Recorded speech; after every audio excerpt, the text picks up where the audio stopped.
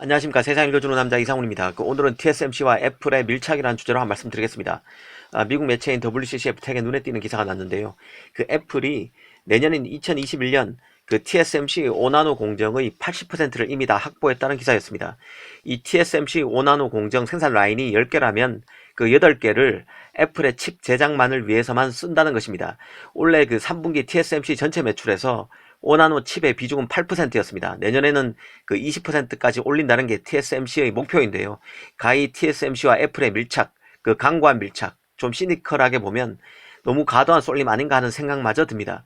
이 소식에 갖는 함의를 짚어드리겠습니다. 일단 TSMC가 내년에 만들게 되는 애플의 5나노 칩에는 무엇이 있는지부터 한번 보겠습니다. 일단 아이폰 12에 들어가는 모바일 AP인 A14 바이오닉이 있습니다. 애플은 내년에 아이폰 12 생산량을 30% 늘리겠다고 했습니다. 그만큼 판매가 괜찮다는 얘기입니다. 애플은 또 내년 9월에 아이폰 13을 내놓습니다. 여기에 들어가는 모바일 AP인 A15 바이오닉도 TSMC 5나노 공정에서 제작됩니다. 이 다른 점이 있다면 A14 칩은 그냥 5나노 공정에서 만들어지고 A15 칩은 기본적인 5나노 공정 노드에서 더 개선된 공정인 N5P 공정에서 만들어진다는 점입니다.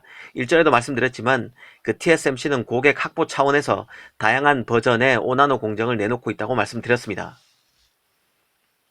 마지막으로 M 시리즈 칩이 있습니다. 애플이 맥북을 통해서 내놓은 ARM, ARM 기반의 CPU 칩인데요. 눈에 띄는 것은 내년에 나오는 신형 iMac에 들어가는 CPU에는 애플이 최초로 자체 개발한 GPU 칩인 리프카 GPU도 들어갈 수 있다는 점입니다. 이렇게 되면 M 칩과 리프카 GPU도 다 TSMC 5나노 공정에서 만들어집니다.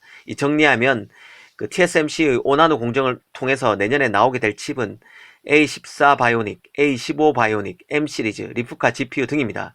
여기서 유동적인 것은 리프카 GPU 정도인데요.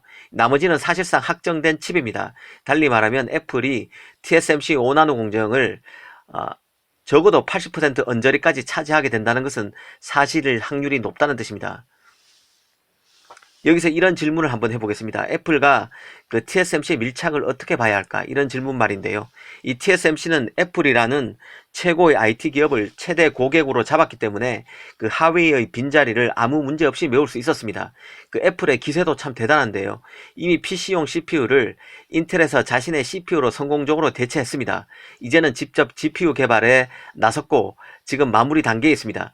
이미 최근 외신에서는 애플이 자체 GPU 개발을 거의 끝냈고 이 GPU는 iMac, 아이패드용 프로세서에 들어가게 된다는 보도가 나오기도 했습니다.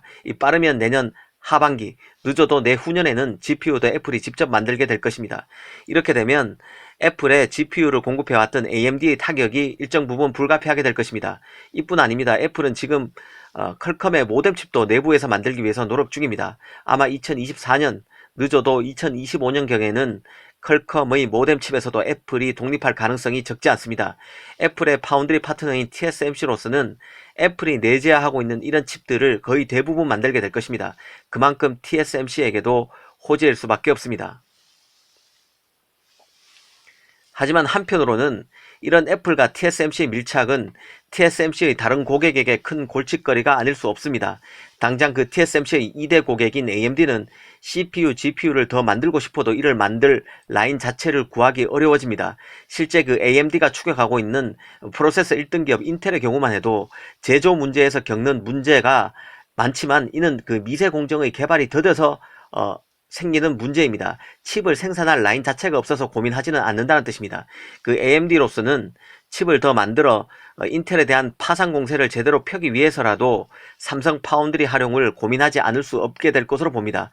만약 TSMC가 애플 물량을 일부 줄이고 AMD에 할당하는 그런 그림을 만들지 않는 이상 그런 결단을 해야 할 타이밍이 AMD에 올 것으로 봅니다. 인텔은 그럼 어떨까요?